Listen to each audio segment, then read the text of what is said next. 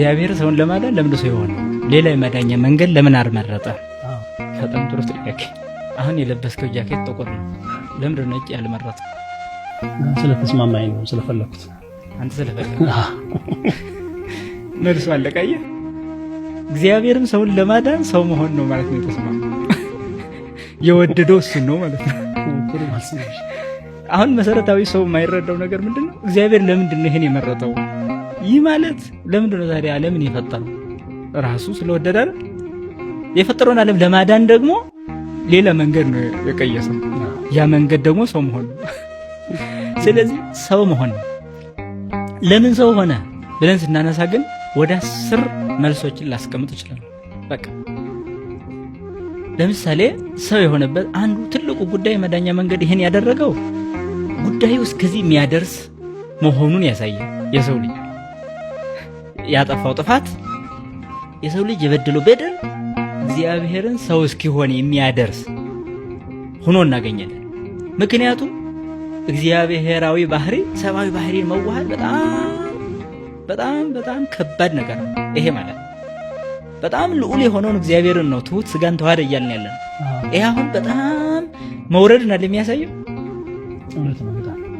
ዘመን የማይቆጠርለት በዘመን ሂሳብ ስሌት ውስጥ እኮ መጥቶ ሲገባ ነው የምናገኘው አይደል? ዓለምን በመሃል ይዞ የሚቆጣጠር በዓለም ባህል ለመስተናገድ መጣ እኮ ነው እያልን ያለን። ስለዚህ ይሄ በጣም ከፍ ያለው እግዚአብሔርን ዝቅ ባለው ቦታ ነው ራሱን እያገኘን እያወራን ያለን። ይሄ ዝቅታው ምንን ያሳያል? የሰው ልጅ በደሉ ደግሞ በጣም ከፍ ማለቱን ያሳያል። አምላክ የመሆን ፍላጎትና ትዕቢት፣ ኃጢአት እግዚአብሔር ሰው በመሆን መንገድ እንዲደረስ መሰረት የጉዳዩ ከፍታም እሱን ወደ ዝቅታ አምጥቶታል። ምክንያቱም በመጀመሪያዎች ተፈጠሩ መላእክት ላይ የነበረው ትልቁ ኃጢአት ትዕቢት ነበር፣ የዲያብሎስ ማለት ነው። ስለዚህ ሳጥናኤል አምላክ እኔ ነኝ በሚል ስሜትና ትዕቢት ነበረው። በዛ ሐሰት ዓለምን ወይም ዓለም መላእክትን ያሸበረው። ይሄንን ለማዳን መልአክ አልሆነ። አዳምም ተመሳሳይ ሐሳብ ውስጥ ነው የገባው። እግዚአብሔር ትሆናላችሁ የሚለውን ስብከት አዎ ብሎ በመቀበል ነበር የተሳሳተው። ስለዚህ ልሁን የሚል ስሜት ነበረ ማለት ነው አምላክ ለመሆን።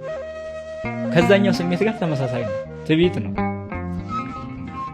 ሊቁ ዮሐንስ አፈወርቅ ፍቅረ ሲመትሰ ደዌ ሰይጣናዊት ብሎ የሚጠራት ለዛ የበላይ ለመሆን የሚፈልግ ህሊና ወይም ሹመት ወዳድነት ሰይጣናዊ ደዌ ነው ይላል። በአእምሮው ውስጥ ከፍ ብዬ እታይ ዘንድ ፈልጋለሁ የሚለው የበላይነት ስሜት፣ የሹመት ፍቅር ከሰይጣን የተገኘ በሽታ እንደሆነ ይገልጻል ማለት ነው። ስለዚህ አዳምና ሔዋንም በዚህ በሽታ ነው የተለከፉት። ጥሩ ይሁን እንግዲህ በዚህ በሽታ ነው የተለከፉት። እግዚአብሔራዊው መንገድ ደግሞ ፍጥረቱ በዚህ መንገድ እንዲሄድ አይደለም። ምክንያቱም ትዕቢተኛ እንዲሆን አይደለም። እግዚአብሔር መልካም ስለሆነ መልካም እንዲሆኑ ነው ፍጥረቱ የሚፈልጋቸው። ታዲያ ሳጥናኤል በዚህ ትዕቢት ቢጠፋ ተመልሶ የመጸጸትና ይቅር በለኝ የማለት ስነልቡና ግን አላገኘም። ወድቋል። በዛው ውድቀቱ ነው የቀጠለው። የአዳምና የሳጥናኤል የሚለያየው ይሄ ነው። ወደ ንስሐ የመግባት ፍላጎት ነበር የሰው። ስለዚህ ሳጥናኤል ላይ ንስሐ የመግባት ወይም የመጸጸት በድያለሁ የፈጠረኝ ያልሆነው ነገር ተናግሬያለሁ ብሎ ለመመለስ ስልጣን አልተጠቀም። የለም ውስጥ የነበረው ነፃነት አልተጠቀም። በዛው ቀጠለ። ሌላ አሉታዊ ሌላ መንግስት መስርቶ የራሱ ሌላ ዓለም ተከታዮቹን ይዞ በጥፋት ዓለም የመኖር ፍላጎቱን አስቀጠለ። እንዲኖር ለምን ፈቀደ ለሚለው ግን ፍጥረቱ እንዲኖር የማይፈልግ ፈጣሪ የለም። አይ ከሚሰቃይ ከተባለ ይሁ ራሱ የወደደው ስለሆነ ፈቃዱን ያልከለከለው። ፈቃዱ ነው። ታዲያ መልአክ ሆኖ ያላዳናቸው ለዛ ሊድኑ ስላልፈለጉ ማለት ነው። አይ መልአክ ሆኖ አድኗቸው ቢሆን በኋላ ሰው ደግሞ ቢያጠፋ ሰው ሆኖ ማዳን እንዲህ እያለ ይቀጥል ነበር ወይ ከተባለ እሱ ሆኖ ስላልተገኘ ያም በምን መንገድ ሊያድናቸው ነበር ሚለውም ነገር ስላልተገለጸ አሁን ላይ እንዲሆን ነበር ብሎ ማሰብም መከራከርም አያስፈልግም። ወደ ሰው ስንመጣ ግን ይህ ህሊና ከእግዚአብሔር እንደለየው አውቆታል። ራቁቱን ሲሆን የፈርቻለሁ ብሎ ሁሉ ምላሽ ሰጥቷል። ፍለጋ ግን አድርጓል እግዚአብሔር ወዴት ነህ ብሎ። ስለዚህ ራቁቴን ስለሆንኩ ፈራሁ። በቃ ከእግዚአብሔር መለየት ራቁት መሆን ነገር። ምክንያቱም ለፍጡር ልብሱ ፈጣሪው ነው። ከፈጣሪው በተለየ ቁጥር አይምሮ ራቁትን ይሆናል፣ ህሊና ራቁትን ይሆናል፣ ነፍስ ራቁቷን ትሆናለች። ሐዋርያው ቅዱስ ዮሐንስም በራእዩ መልእክት ላይ ራቁቱን የሚሄድ ሀፍረቱ እንዳይገለጥ ብሎ በጣም የሚገርም ቃል ይናገራል። ልብሶቹን የሚጠብቅ ብፁዕ ነው ይላል። ራቁቱን እንዳይሄድ ሀፍረቱም እንዳይገለጥ ልብሶቹን የሚጠብቅ ብፁዕ ነው። ይህ ማለት ውሰጣዊ ልብስን ነው፣ ጸጋን፣ ልጅነትን፣ ከእግዚአብሔር ጋር ያለን መቀራረብ እሱ ነው ልብስ ብለው የሚጠራው። እሱ ከሌለ ሀፍረት ይገለጣል እያለ ነው። በኋላ ስለሚሆነው ሀፍረት ራቁትነት ነው የተናገረው። እና የሰው ልጅ ግን አለቀሰ፣ ተመለሰ። ታዲያ ይሄንን ለማዳን የመረጠበቱ መንገድ ምን ሆነ? ሰው መሆን ሆነ። ለምን? የዛኛው ከፍታ በዚህኛው ዝቅታ የሚጠፋ ሆነ ማለት ነው። ይሄን መረጠ። ሁለተኛ ምንን መረጠ? እንደገና የመፍጠር ስራ ነው የሰራው። እንደገና የመፍጠር ምክንያቱም በመጀመሪያዊ ተፈጥሮ ንጹህ ነው ሰው። ይሄን ንጽህና አጥቷል ብለናል ማለት ነው። ስለዚህ ወደ አለመፈጠር የመጓዝ ጉዞ ነው በውስጣዊ መንገድ።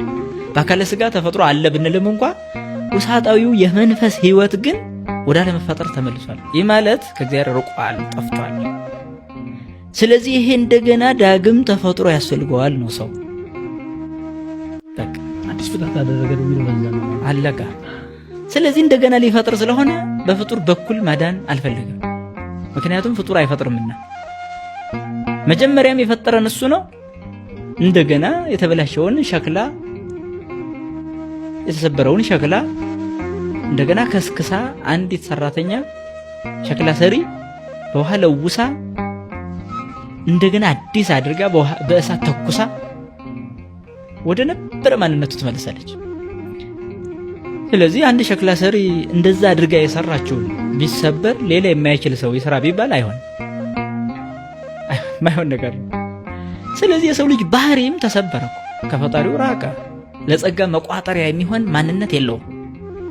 ለክብሩ ወራሽነት የተፈጠረው ክብሩን የሚያስተናግድበት መንፈሳዊ ብቃት፣ አእምሯዊ ልዕልና ያስፈልጋል። ይህንን ስብራት ሊጠግን የመጣው እንደገና ለመፍጠር አዲስ ለማድረግ ወደዚህ ዓለም መምጣት የነበረበት ራሱ ነበር፣ ሰሪው አካል።